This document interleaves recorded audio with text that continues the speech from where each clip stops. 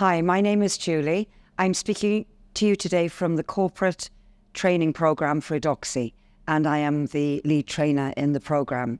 I'm here to talk about some leadership programs that we are finding very successful in the workplace and are key to the skill sets when we come to leading young workforces.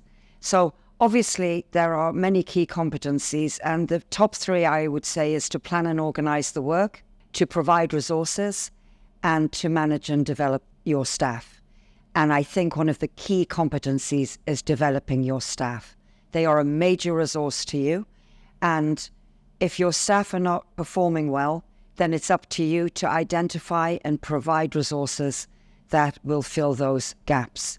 Great managers have great teams they're proud of. Poor managers think they're great and their teams are not so good. If your teams are not so good, you need to identify where the gaps are. So we focus a lot on delegation, which allows you to motivate your teams better.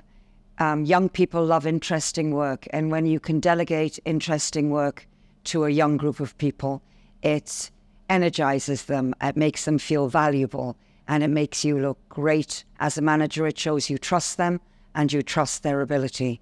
We look at your ability to provide feedback, and not just in an appraisal feedback, a daily feedback, be it positive or corrective. And positive feedback in front of people, corrective feedback always in private. We do extensive discussions and workshops within our training to role play these scenarios in order to get them as right as we can. We also look at your ability as a leader to be trustworthy and transparent. One of the problems with today's workplace is a lack of transparency and a lack of people trusting their managers. If people trust you have their best interest at heart, then they will be happy to work very hard for you.